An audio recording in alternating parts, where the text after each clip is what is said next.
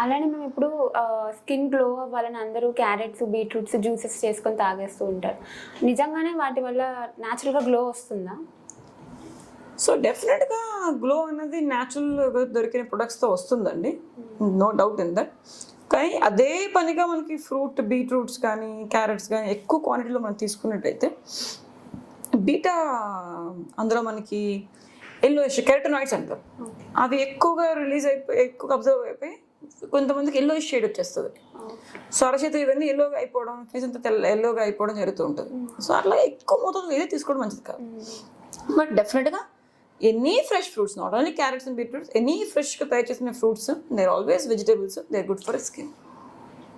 అలానే మేము ఇప్పుడు అందరూ ఫేస్ వాష్ చేసుకుంటూ ఉంటారు కదా, కొందరు హాఫ్ అన్ అవర్కి ఒకసారని 1 అవర్కి ఒకసారని చేసేసుకుంటూ ఉంటారు, బయట నుంచి రాగానే చేసేసుకుంటారు. అసలు ఫేస్ వాష్ అనేది డైలీ ఎన్నిసార్లు చేసుకోవాలి, ఎన్నిసార్లు చేసుకుంటే మంచిది? So this is a good question. Definitely as a dermatologist నేనైతే నా పేషెంట్స్కి ట్వైస్ అ డే చెప్తాను. సో మార్నింగ్ ఒకసారి, నైట్ ఒకసారి. బట్ కొంతమందికి స్కిన్ ఆయిలీగా ఉంటుంది, వాళ్ళకి ఆయిలీగా ఉండే వాళ్ళకి 2 సార్లు చేసి సరిపోదు. వాళ్ళకి అలా జిడ్డు కారిపోతుంటే పింపుల్స్ అన్ని ఫేస్ మీద వచ్చేసినప్పుడు actually they have to wash 3 times.